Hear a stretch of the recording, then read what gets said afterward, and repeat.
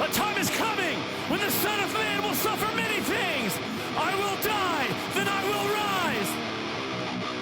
Death blood.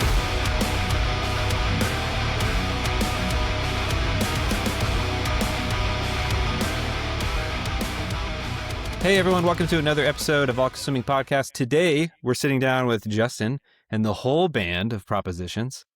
Yeah. And I think we're just going to jump right in. We don't have any special intro conversation pieces, but Justin, my first question, what's going on behind you? Well, the day that we're recording this, it is May the 4th. So as a Star Wars fan, I just thought it was fun and fitting. I actually was watching this movie before I started setting up. And you're like, dang it, I have to do this interview thing. Ugh. Yeah, I was like, I guess I'll hop on for these guys. No, but I was just like, I'll point my computer towards it, and I have the Legend of Zelda Ocarina of Time back here on a CRTV coming from my Nintendo 64. That's legit, man. Have you had that CRT for a long time? Or did No. you find a CRT? I tracked it down and bought it. That's cool. And I've been on the hunt for DVDs lately, which is how this is. This isn't streaming. This is a compact disc. You own this? Being read. I own this media. Let's go. Yeah. I don't know. I find myself renting the same movies every year, and I'm kind of like, big streaming is kind of getting it. They're getting over on me. You know what I mean? Yep. So, and having the ability to like access the special features, the making, the behind the scenes, all that cool that stuff. stuff's super cool. Because you look on YouTube, honestly, and like some of it's there, but not all of it, you know? And there's stuff that I remember seeing of like cool breakdown stuff that never made it, you know? So. One thing that I think people won't understand is back in like the early 2000s to like the early 2010s, when you got an apartment or a house or whatever, obviously like the necessities were, you know, house, TV, whatever. But also like, I mean, you had a DVD player, of course, but another necessity was like a DVD tower. You had to. I'm like, looking for you know one. what I mean? Where Like, do they go? Yeah. now there's like no need, like nobody has those. Maybe you do because you're collecting DVDs. Like, where do you store them?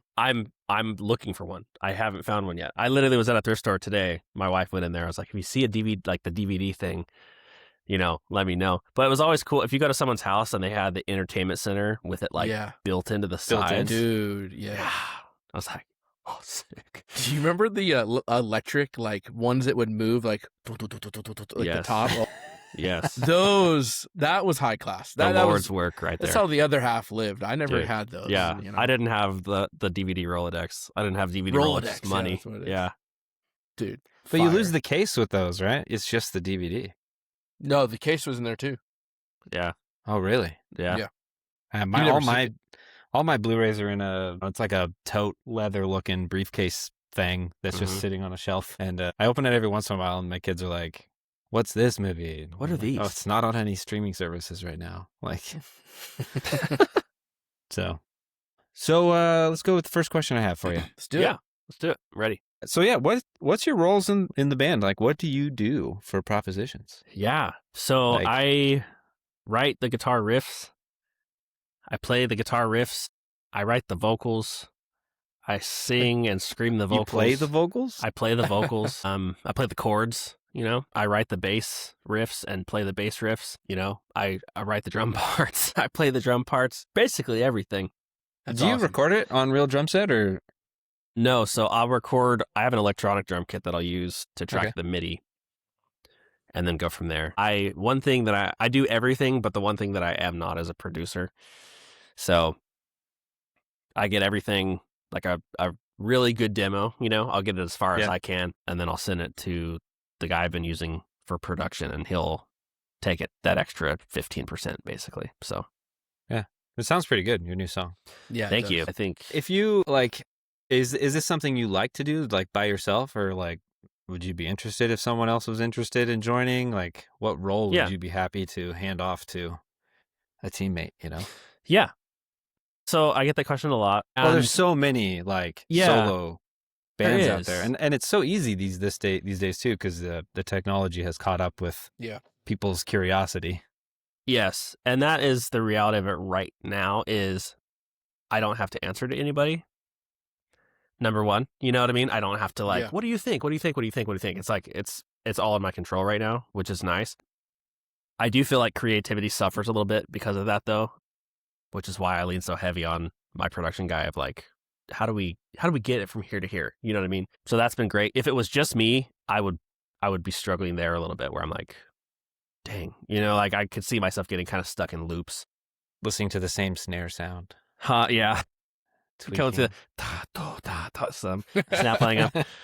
That still happens. But yeah, no, I mean, I would always be open to it. I've told other people that like, we'll see, I'm not like in a rush to do it, but if it happens, it happens. We'll cross that bridge when we get there sort of mentality is what I've been doing. So.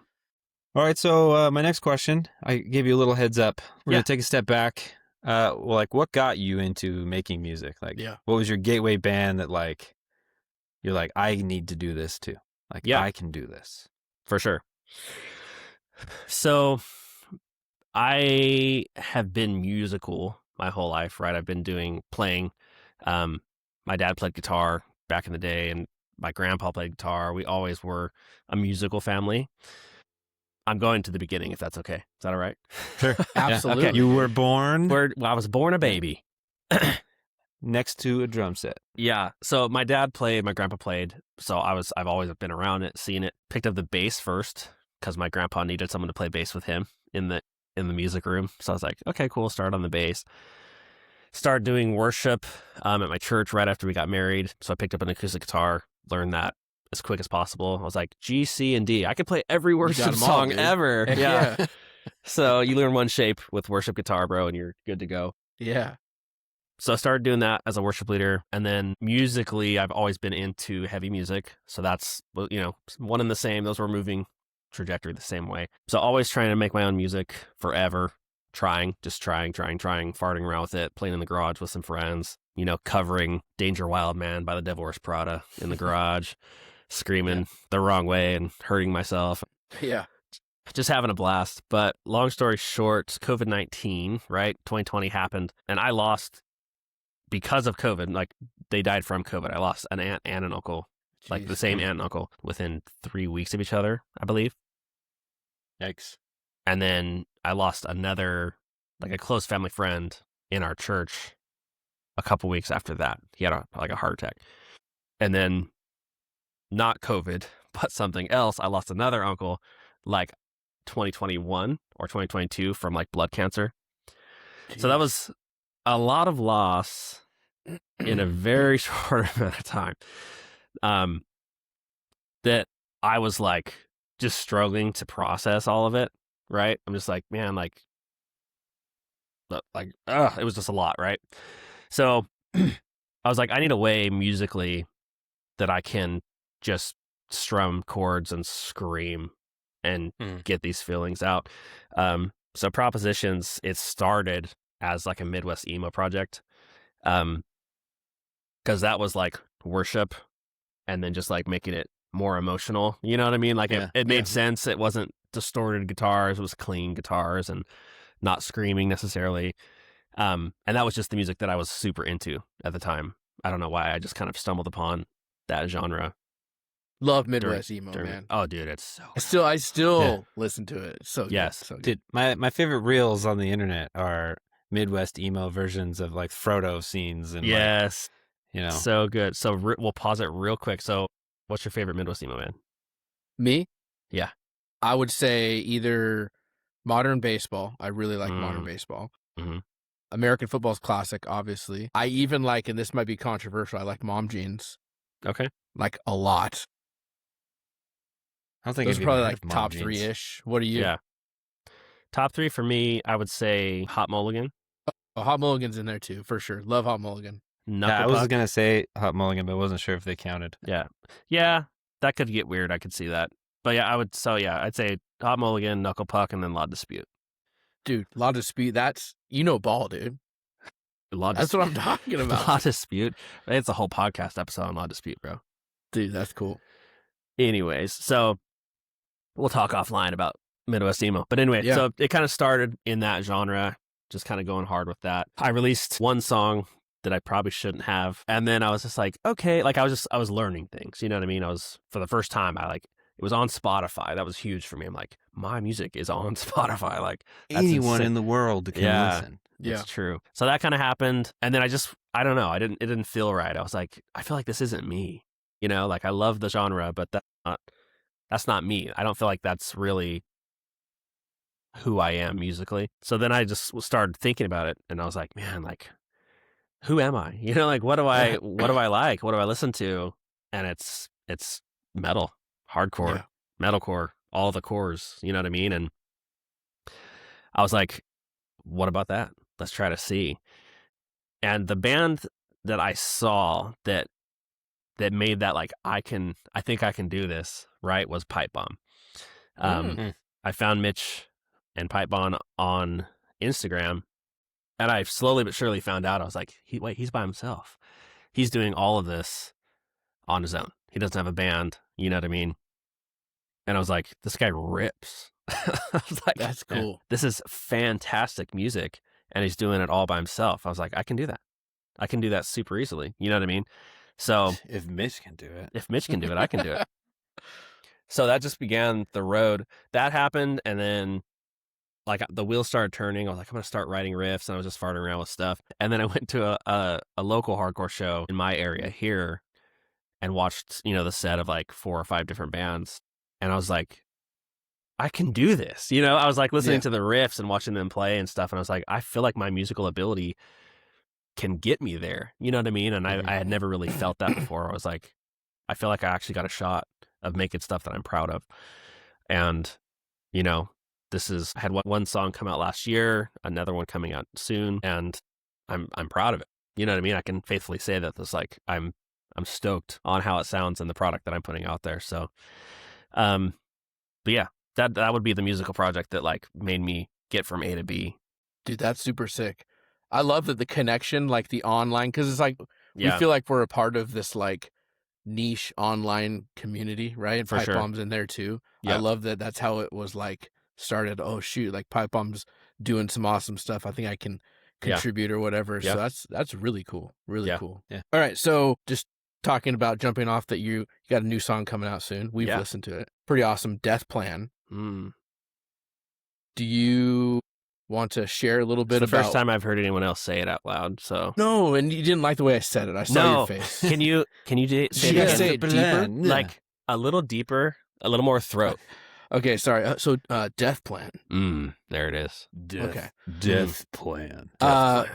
Fantastic. You say, you know, like you're proud of it. I really think it's an awesome song. There's a lot of cool pieces. I'm a big hardcore guy, and so there's like, you know, even group shouts and stuff, which like that really gets me going, dude. Like, so I love it. But talking about Death Plan, can you talk a little bit about like the writing process, what your plan was, what is Death Plan? I think I have an idea just from listening to the lyrics, but can you talk about it and what inspires you to write it? Yeah. So the way that I write music, I start with riffs, which is the way that most people do. Unless there's some people that start with lyrics, and I don't understand those people. But like they're smarter than I am. You know what I mean? They're those people like, interesting. Right. But I'll just pick up a guitar, you know what I mean? I'll plug it in and just start finding stuff. And this is one of those songs that like it just happened, like musically, that I just found one riff that just went into another riff, and I was just like, yes, like I could see the finish line. So I just kind of just went crazy with it. You know what I mean? I spent the next like over a week, I'd say, just really leading into these riffs and placing them and putting them together. And then what really kind of took it to the next level was I was like, I want to do a feature. Well, we can talk more about the grand scheme of things here in a second, and it will come full circle. But I was like, I want to do a feature. I did a feature last time. I want to do a feature this time. So I was trying to think about who could do that. And I was looking around and just listening to stuff that has been coming out recently and who would even read my DM, right? So I was like, there's this band. There's this funny thing. They're like the other deathcore band from Southern California. Sure, yeah. They're like, they're not Doom, right? So that's their little stick, which is hilarious. But a band called Unworthy from down south and Southern California. And I've been enamored with their stuff. They put their EP out, From the Belly of the Beast. That is, man, if you're listening to this and you haven't listened to it yet, you need to get after it for sure. Yeah, it is a front to back monument. Like, they're my buddies, and I'm not just saying it to be nice. Like, I really do believe that it is like a release of the next few years. Like, it was like a stake in the ground of our genre that we all like and listen to. Was just phenomenal. So I was like, man, like, I wonder if I can hit them up and get Dennis on this track.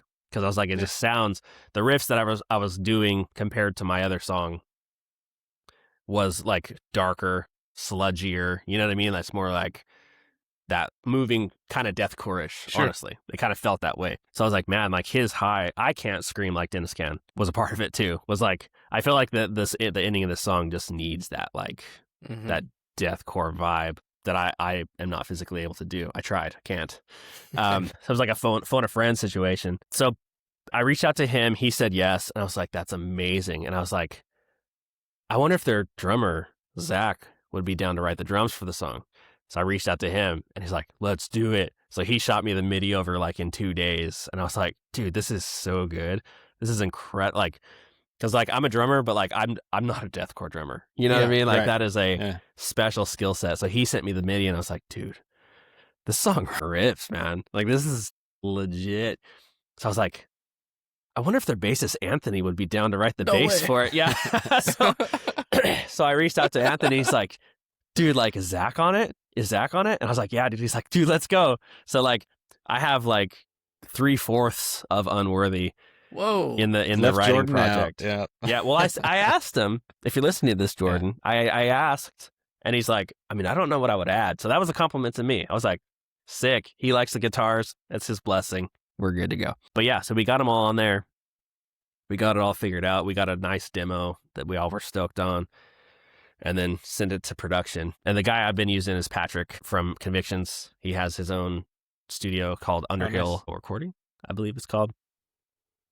Is that how you got Michael on the first song? So I got Michael first, and then Mike made the amazing suggestion that changed my life. Was like, this song is good, but it could be better if you, you know what I mean, have a professional put their hands on it.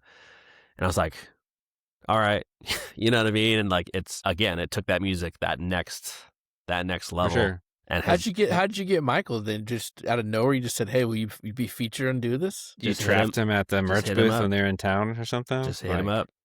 Yeah. Dang. Ask, that just shows. Ask, man, you want to do something? Do it. Dude, anything that has happened cool for my music over the past 2 years, I've just asked. That's really cool. Yeah.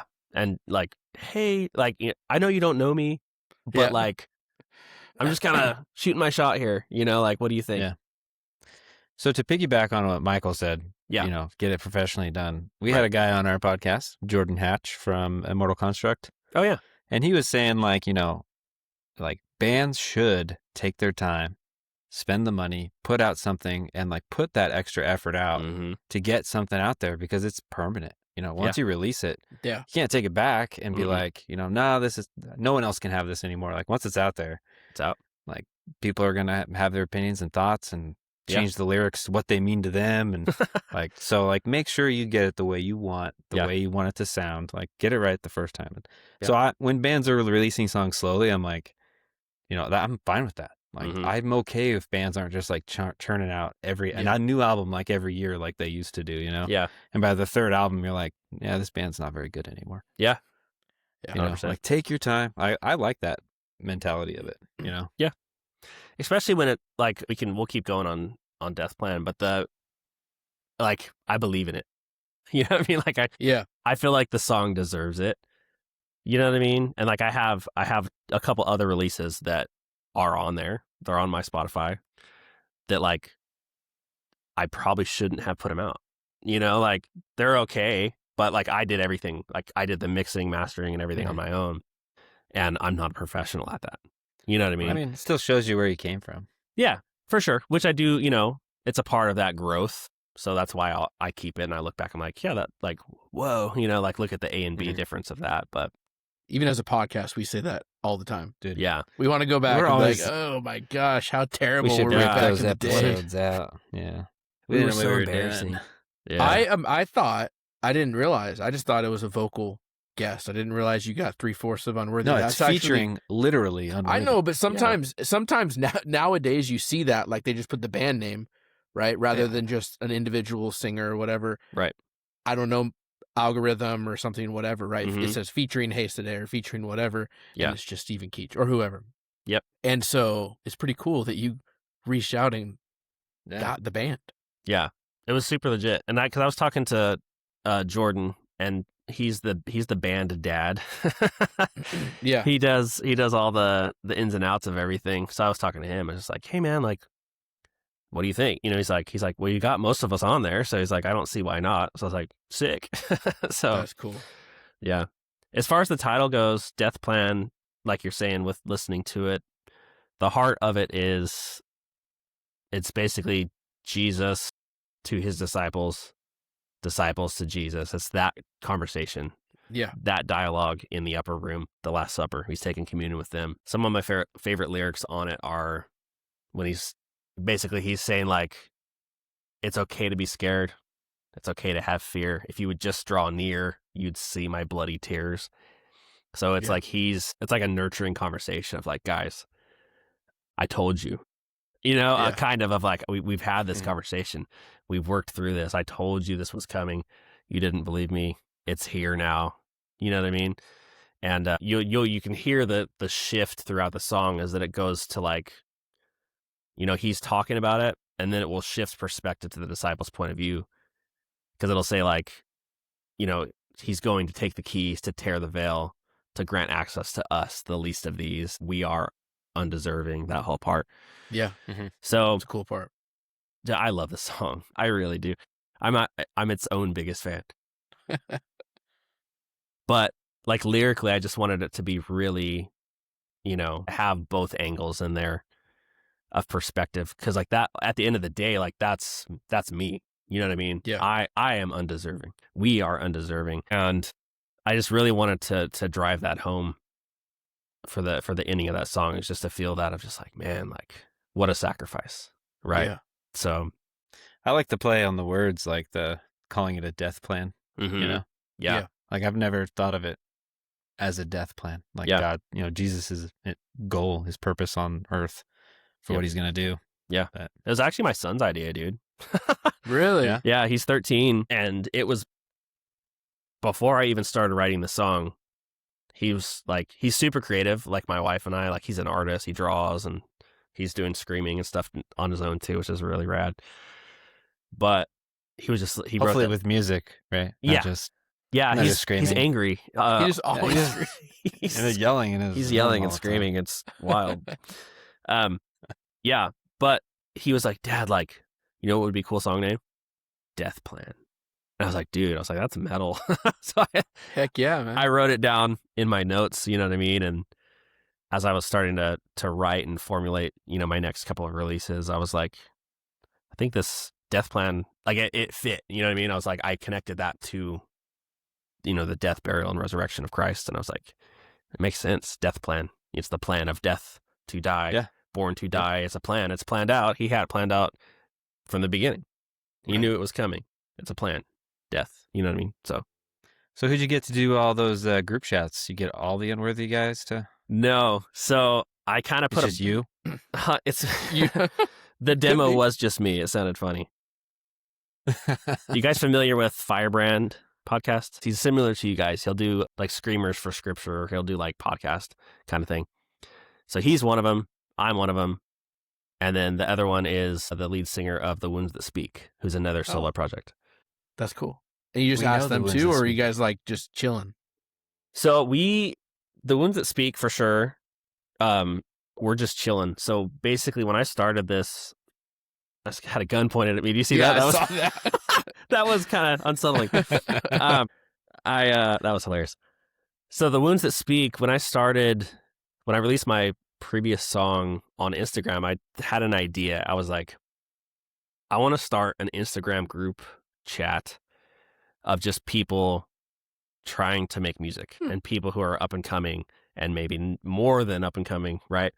So long story short, it's an Instagram group chat we call that the Heavy Collective, and it's got all kinds of people in there. So the Wounds That Speaks in there, I'm in there, Unworthy's in there, Void Awaken, The Search for Virtue, Pipe Bomb, The Forerunner. Sounds like a record label right there. It does, doesn't it? Yeah, but look, so it's been just a way that like we'll have questions about in-ear rigs or like chords, phrasings, and lyrics, and we'll shoot demos to each other. We'll push like promotional stuff to each other, like, guys, like, help us push this, you know what I mean? And just like turn into this community of all of us just here for the same purpose of just trying to write the best music possible and get it in front of as many people as possible. And dude, that's sick. You got then you got a bullpen of like group shots if you need it, just go to the pen and dude, 100%. Get your closer out of here. You're called up. Let's go. Yes. Who else is in there? Permeated Bones is in there. Heartbound's in there. So like we have done that. Like I think Permeated Bones, his last song had all of us on there for the chance. Let's go. So it's funny how that's worked out. The Wounds That Speak, I think he had put that out too, like a call. We'll put out like, chant time, boys, let's go. So we're all able to do it. It's fun. When your powers combine, like you just create just group shot. That's really cool. Yeah. That's actually awesome. Yeah. Smart. Heavy Collective does sound. We need a whole song of just group shout. Oh my gosh. Every word. Every line. Isn't that just like a cappella group shouting? Yeah. It's like worship. Gregorian chants? You got it. I'm ready. Dude, that's cool. Yeah, really stoked on it. I love the lyrical content. When it comes to writing music about Christianity, which is what you do or have done, what inspires you to be, would you consider yourself even a Christian band? Yeah, 100%. What does that mean to you? Yeah, so to me, being a Christian band is controversial for people, right? Mm-hmm. Unfortunately. But ambiguous definition, yeah. Yeah. Christian band to me is I write music for the purpose of people hearing about what Jesus did for them on the cross. That's why I do what I do. That's why I'm creating music. Is I want someone to listen to Death Plan and be like, man, that song's incredible. And then they look up the lyrics and they're like, huh, whoa. You know what I mean? And create that connection there. And the whole name Propositions, what it means is like, I'm giving you a proposition, the gospel. Yeah. Right. I'm presenting that to you in a way like, what do you think? You know what I mean? Like take it or leave it sort of thing. Cause like there's a worship song that I love. The lyrics for it are just like, I can't help but scream about like how good he's been to me. Mm-hmm. You know what I mean? It's like as a human being, I mean, I am a worship leader too, right? So that's part of my makeup, sure. But like, I can't not, like he's so good and he has been so good and has changed my life, saved me, right? From eternal damnation and more is like, that's who I am. Like, that's my purpose. That's why I live on this earth is to worship him and to cry out so the rocks don't, you know what I mean? Right. So that's what it means to me. And, other people have different thoughts on that, which is totally fine. But yeah, it's important. It's important to me that rings true and that's very clear. And on the surface, I don't want people to have a question of, is it, you know what I mean? Oh yeah. So it's obvious. Yeah. With your songs, but that's good. You know what I mean? And I've made creative decisions to make it that way. You know what I mean? Exactly. Of like, because even with my last song, to be completely honest with you, because of what's going on and how it is I had a moment where I was like, lyrically, do I go this hard or do I not? You know what I mean? And like, it was like I didn't do it, but it was a thought that I was like, interesting, and I was like, I felt I felt like dirty about it kind of, where I'm like, huh, am I going to be straight up and stand by this, or am I going to, make it a little lighter so more people can hear it? And I don't think that's the case. I don't think that if you're that way, more people hear it. I don't think that that's how that works. But it's just something that I was just having to kind of understand and wrestle with of like, what am I doing? And like that part of it too is like that for my previous song, Brood of Vipers, lyrically, there's a lot of that there. And I was doing that as sensitive as possible because everyone is entitled to their opinion. You know what I mean? I had no intentions of like smearing anybody or being a jerk to anybody or whatever, right? Excuse me. Oh my goodness. Their beliefs are their beliefs, right? Mm. But that song lyrically was my perspective looking at those large artists that used to claim Christ and no longer do. Again, nothing against them. Love those dudes, appreciate those dudes. They're still human beings, right? Like, For sure. That's their prerogative.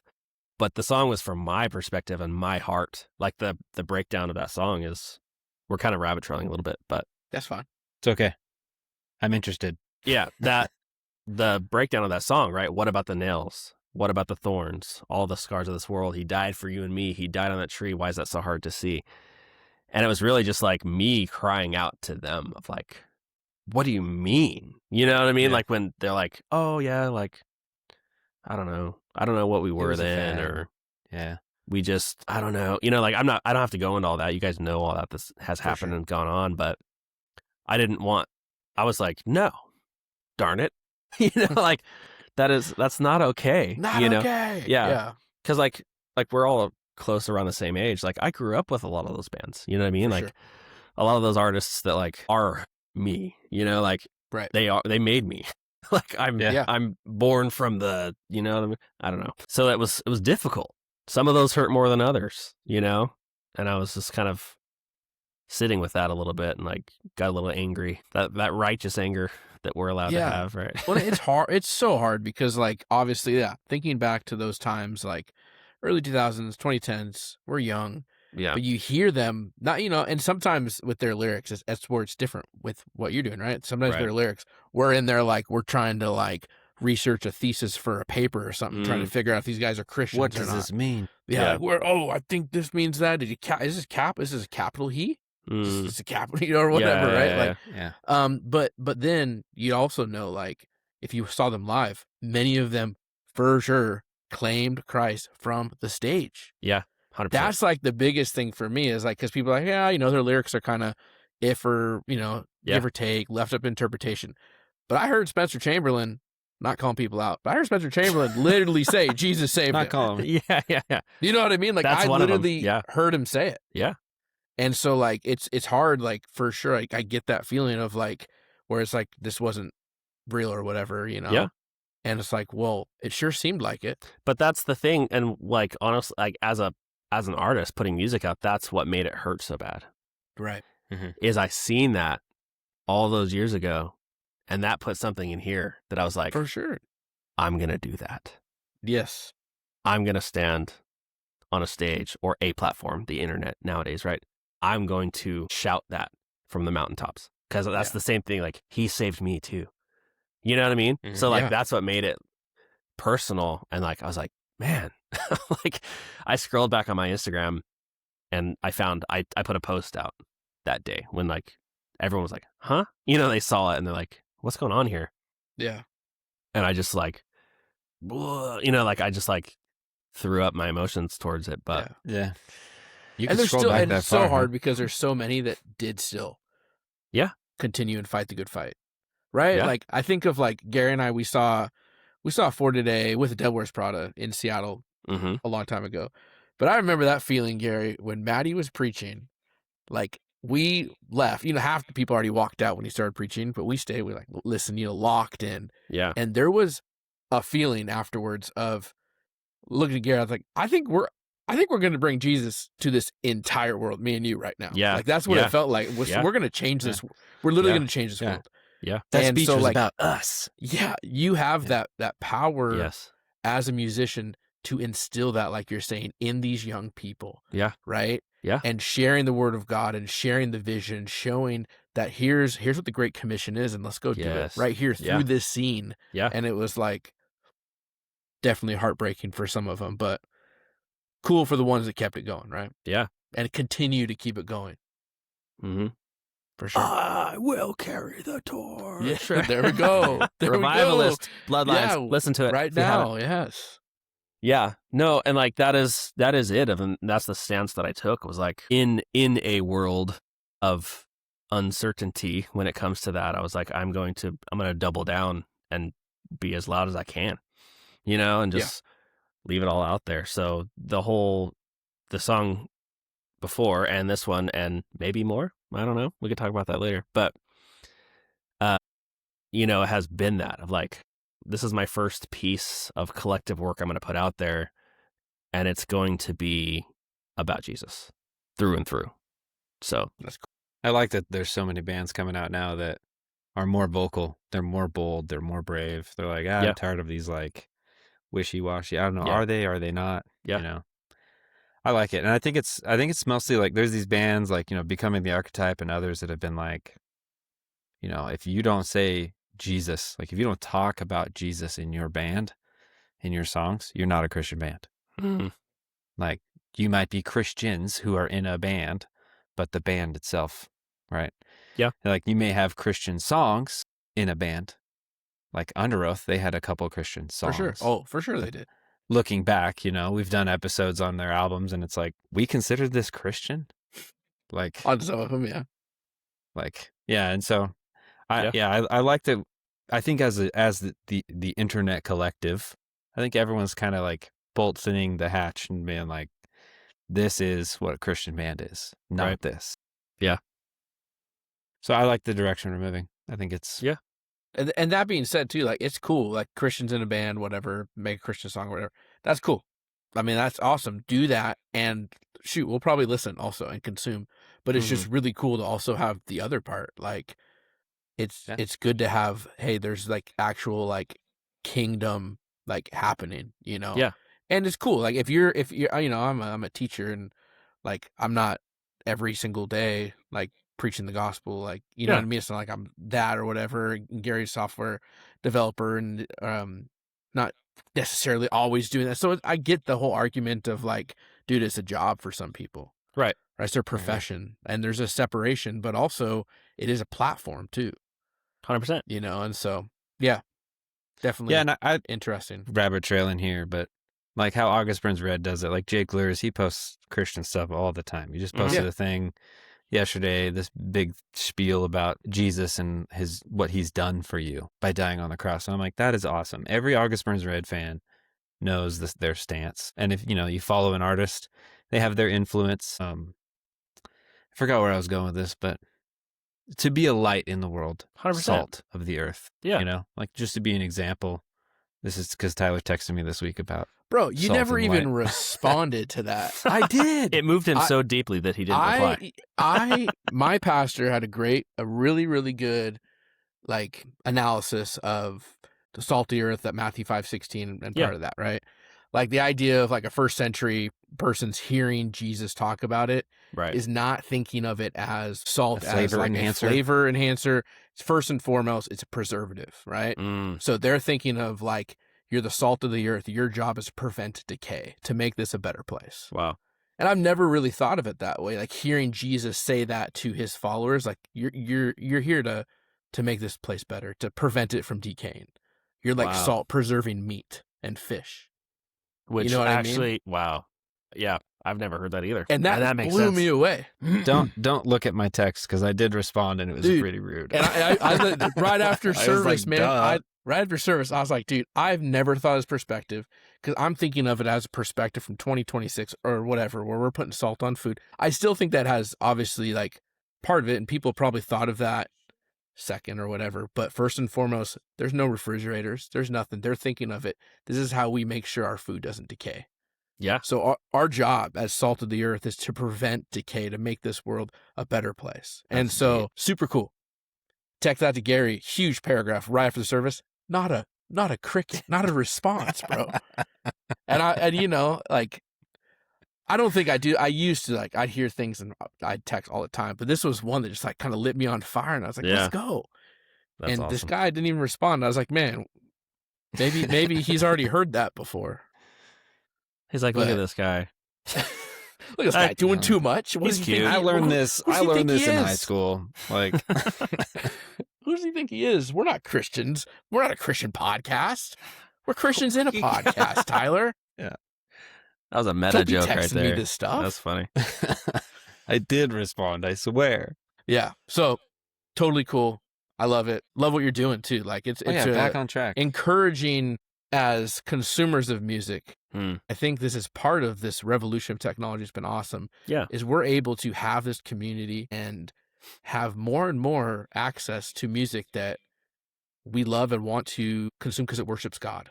100%. You know, which is cool. And to put a pin in that, or not a pin, to like put a period at the end of this thought is like, specifically in this genre, everyone else gets to scream what they're passionate about. Yeah. Politics, bro, thoughts, science, like all these big artists out there, right? There's no reason that I can't do the same for Jesus. Dude, unashamed. Heck yeah. Because there's many out there that will die for what they believe in. You know what I mean? Just like that's the thought Tonight, process. Is even. like, yeah, for my beliefs, for sure. Dude, I'm wearing that shirt to the Was show. that a No Innocent Victim reference? Yeah, it's No Innocent Victim. Let's I thought go. you were the one that set that up. So You I set it did. up. I didn't realize it was going there, but it worked. So you should wear that shirt to the show. That's a guarantee. What show are we all going to? We plug that, even though no one can get tickets. The Sleeping Giant. And if you're not Reunion going, show. you're a square. I absolutely can't wait. Yeah. I've told Gary this 100 times, and he probably thinks it's the dumbest thing ever. I'm expecting it. My expectations are, I don't know if they're too high. I'm expecting to be the best worship night of my life. For sure. Dude, I'm saying it's going to be like legit. And I just feel like it's going to be a legit room of people that like are all in and like, Yeah. it's going to be worship, man. Everyone's gonna know all the words. Yeah. Have you both seen Bloodlines live yet? No. It will be a Yeah, worship. we're stoked about that too. Okay. We're rabbit trailing again, but we're friends, so this is Yeah, gonna we're happen. in. This is called friendship. I saw Bloodlines, and this sounds dramatic, but it's true. I have never felt. Talks like me, Gary. Yeah, I have never. It's like spit it out. Yeah, I have never felt the Holy Spirit as heavy as I did at that Bloodlines show than I have in any church service in my entire life. Oh, that's awesome. So basically, it was spiritual warfare. They were starting that song, and Alexis is a powerhouse. Love that, bro. Yeah. And he was like, "If you are," I got chills thinking about it right now.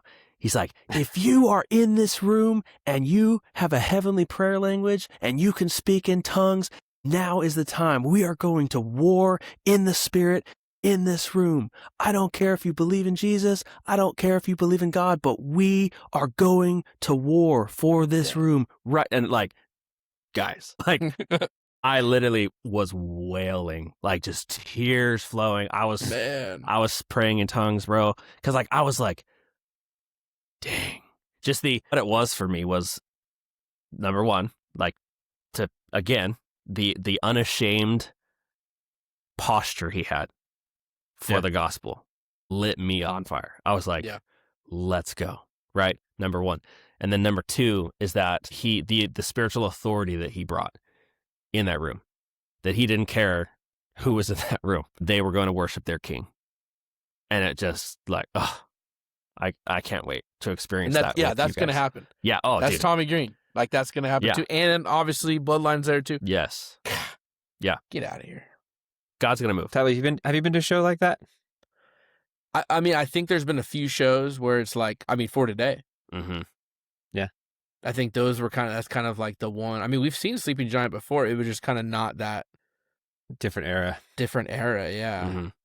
We saw That was after that was right before Kingdom Days just released. And it was good, but it wasn't. I mean, it was. So I saw Holy Name at Furnace Fest. Yeah, Holy and Name that's would how be that one, was, dude. Like everyone around you just like crying. You're like, am I Yeah. supposed to be crying? But Dude, I can't think of it's gonna be powerful. Yeah, I can't think of one where it was like that. But yeah, dude, I'm stoked for it. That's why I just feel like it's gonna be. I know it's gonna be like There's it's just so gonna be many unashamed. Yes. Jesus worship, and everyone there is going for that reason. Is what it feels like, you know. Yeah. Dude, let's go. And everyone that's there is there because of like not just like, oh, I like Sleeping Giant. Tickets were expensive, right? Yeah. These are the people that, like, Sleeping Giant meant something. Yes. Yeah. So it's going to be powerful. Wild. I can't wait. You guys want to go together? Speaking of, Do you guys want to go? yeah, let's go. All right. We'll come all the way down from Washington State. Sick. You guys could pick So me speaking up. of bands and this tour thing, that leads to a question that I prepped you for, I hope. Yeah. Dream tour. Propositions goes on tour. You got to open for like 3 bands. Oh, 3. Who would you love to open for? I would say Heal the Hurt. Okay. Haven't seen them live. You will I at know. the I Sleeping will Giant that weekend. show. Let me get, and then Bloodlines and then Sleeping Giant. Is that your 3? Almost. Get this man on stage. Yeah, it almost was that. And then I was like, that's a little on the nose. So I changed it. No, so Heal the Hurt, Holy Name, and Small Voice. Nice. Because Small Voice is my homie. Yeah, Dude. we like Small Voice. Yeah, we like Small Voice a lot. Oh, that's cool. And then probably Pariah, because he's another homie. And then do I have to pick just 3? Make it a Don't. festival. It's interesting that you picked some bands that were solo guys. I feel like that's the way it's going to go I think so. in the future. Yeah. You know?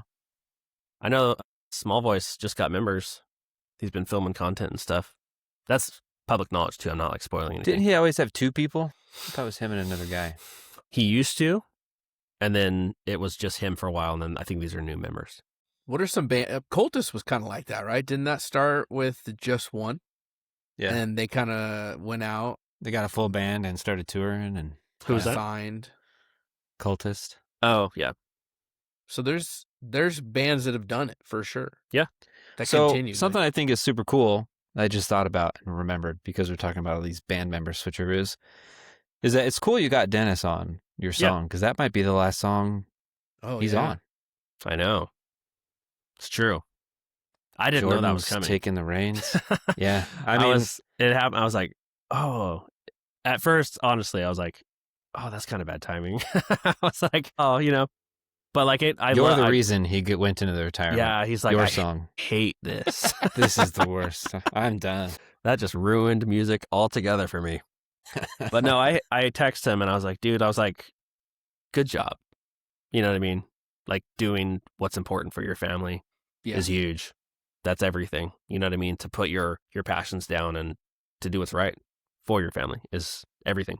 That's what I'm doing. That's what I'm always going to do. I will always choose them over everything else. But no, I think they're in a good spot, man. Jordan, he's got it. He's got the heat. He can back it up. That's how we feel too. Yeah. He's the man. Yeah. Longtime friend of the podcast. Oh, cool. I can't even. They've been on a few times. Yeah. Christmas episodes. Oh, yeah. So what's next for Propositions? You got this new song. When is it dropping? Like, I know we're recording early. Yeah. So it officially drops May 18th. So the plan is that this podcast comes out today, maybe. We'll see. That'd be cool. If not, yeah. Came out on the 18th. Propositions featuring Unworthy, Death Plan. Stream it. Send it to some friends. Yeah. Mosh to it. Throw out your back to it. But yeah, just super cool song. Super blessed to be able to put out another one. Amazing, amazing production by Patrick of Convictions. Took the song to another level. Love that guy. Yeah, that is Death Plan. Yeah, I listened to this song for the first time with my headphones in, and I was like, dude, this sounds so good. Yeah. And then the next day or something, I went to show my wife, I think, from my phone, and not good. Like, she was just like, it's all staticky, and it's like, I don't know what's going on. It didn't sound like this yesterday, I swear. Yeah, iPhone speakers are not the move. Yeah. I mean, it's interesting because like I feel like our genre is meant to be loud and of good quality. 100%. And like if you listen to it with like cheap stuff, it just waters everything down, and you're like. So I try my best to listen to new songs loud in the truck. Yeah, the the truck's down. the best. The car is the move. Yes. For sure. It's the best test. It's of a where I song, consume so. 99% of my music, so that's my baseline for tone. Yes. Need to get my Jeep back with that good rattle in the back. Couple of tens. Yeah, so you got more songs cooking? More songs are cooking. I can't give you too many details because I don't want to spoil it, but the plan right now, one of them is done. That's all I'm going to say. But no, the plan is to eventually get to the point that an EP makes sense. It's awesome. That's what's on the table right now. Is that like a EP would contain the ones you've already released, or you're going to make enough to release as an EP? Make enough to release as an EP that also contains my 2 releases so far. Yep. Cool. So continuing the path thematically and getting to the point where the path fit for a king. Ooh, the straight and narrow. That's right. So yeah, but that's the future. Just trying to grow, continue to talk to cool people, continue to make some cool connections. I've made so many. It's been incredible. Amazing friends. Couple shout outs if I'm allowed. Dude, absolutely. Would be first and foremost Trevor Tyson, Heal the Hurt, just has been instrumental in my growth and being able to ask the hard questions and push me to be better and to change things and to be adaptable and do that. So Trevor, love you, appreciate you. Another one would be Quinn Pariah, just an amazing dude. I talk to him more than any of my other friends. We're always messaging each other back and forth about silly things and music stuff, and has just become a really close friend of mine. So love and appreciate that guy. Yeah, that's been cool. The Heavy Collective. Let's go. That's so cool. There's a group chat. You know? Yeah. That's legit, man. We're here for each other, man. And it's been really cool to partner, and ask questions and like faith stuff too. You know what I mean? We've been able to rely on this. I went through a rough season in June. We had some stuff happen in our church that was kind of blew up and got nasty. And I turned to the collective and I sent a voice message and I was like, hey guys, could use your help right now. You know what I mean? And was able to rely on them for that. So it's been really cool. Just being able to like a cult. Turn to the collective. Anytime I hear a group shout or a feature on any of these like kind of DIY like bands and stuff, it's gonna be like the Leonardo DiCaprio meme pointing at the TV. That's gotta be. I know where that's from. That's the collective. The Heavy Collective. That's the collective, exactly. Dude. That's awesome. And we've had conversations about that though. We're like, maybe we make this like a promotional page or something like that. It might get that way. Drop a compilation album. Oh, that's a good idea. Dude, that's fire. That's cool. Yeah. The Heavy Collective. Wow. That's a great idea. I knew this was worth it. Yep. This was it. Yep. That was the whole reason you Thanks, came guys. on. I appreciate this. All right.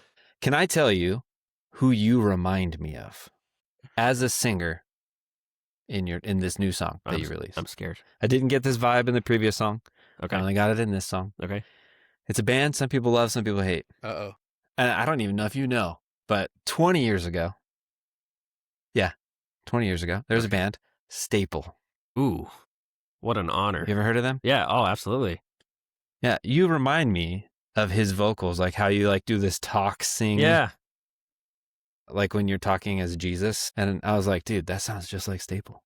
That's incredible. That's so I don't know if that offends you. Some people are like, don't compare me. No.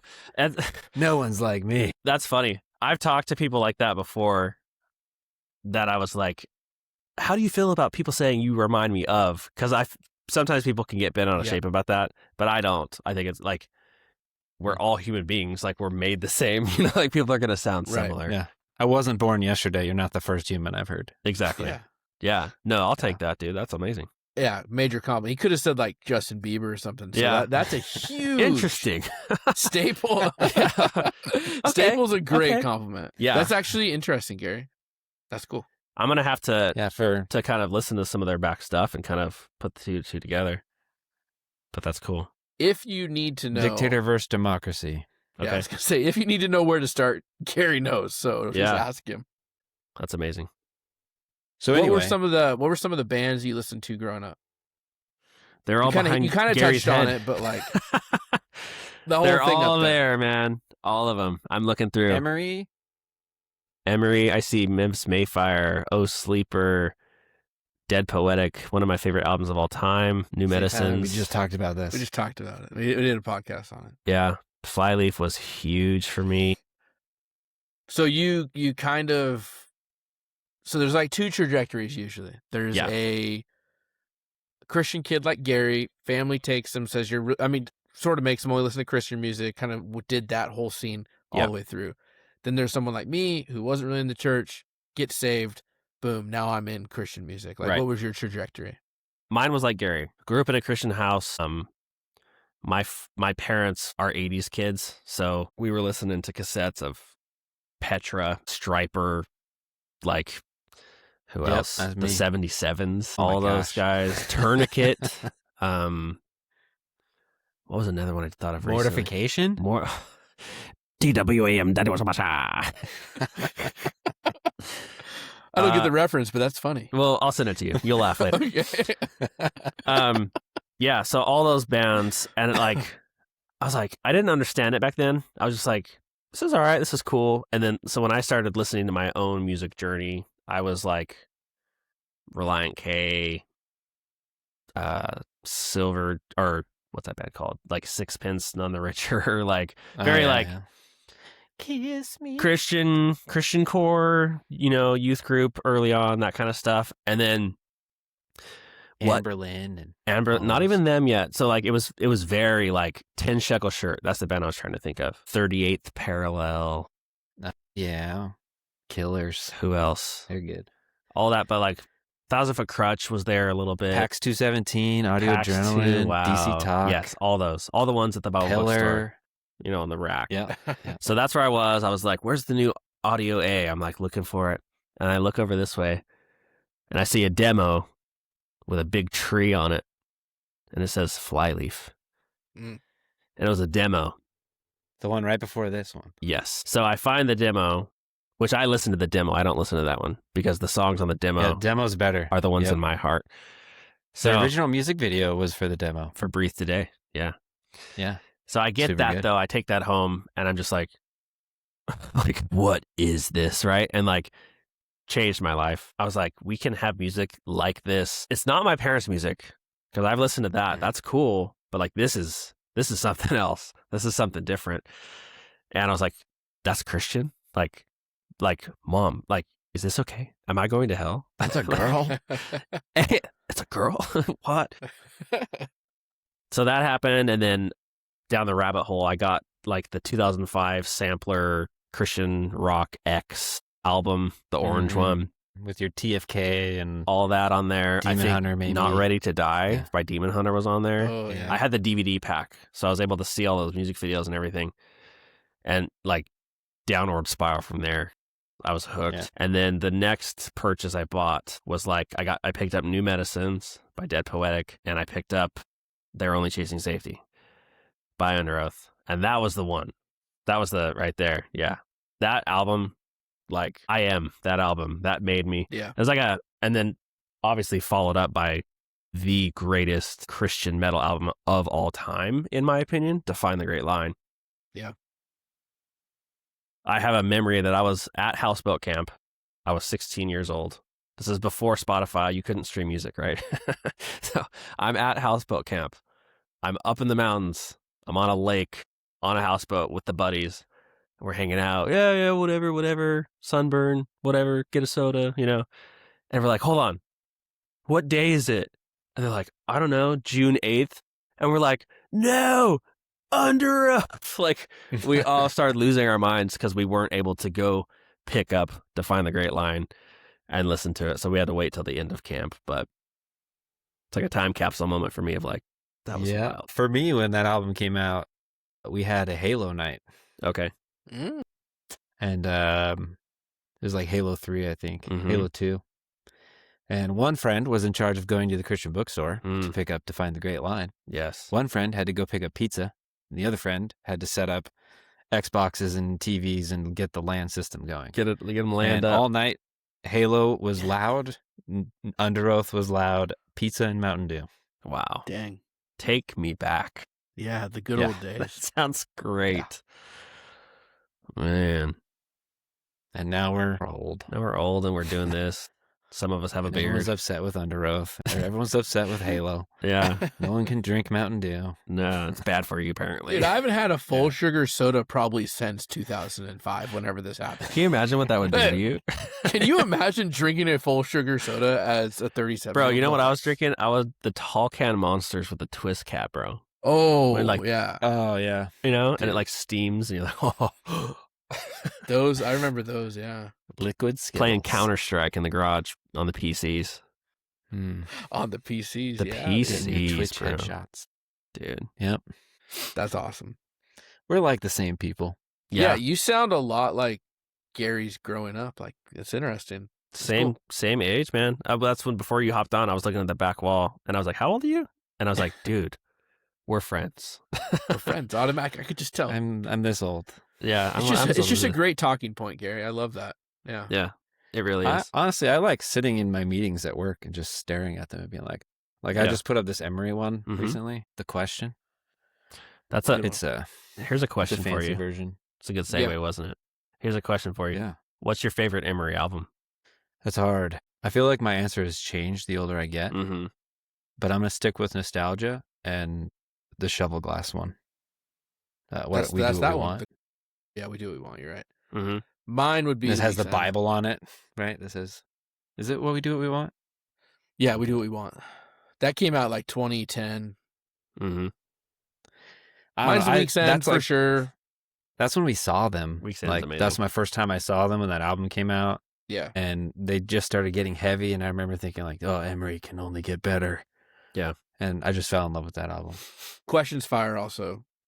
I love the Question. I think I like it better than the Week's End.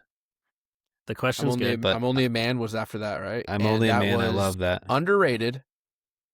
For me, the one that I keep running back to, well, like, so there's my favorite, and then there's the nostalgia, right? So the Week's End, the Question, those are like untouchable. Those are like 100%. The holy grail of Emery for me. But the one that I run back to and will like always throw on is Shallow Seas. Yeah. As I get older, that's the one that I find every time a song comes on, I'm like, this album is actually really good. So good. A newish one I kind of liked too was You Were Never Alone. Okay. Came out 2015. That actually has some good ones. Have not really got fully into any of the newest releases. So yeah, and we learned on one of our episodes, we did the We Do What We Want album deep dive. And I learned that album is actually, every song is a story from the Bible. Interesting. Yeah.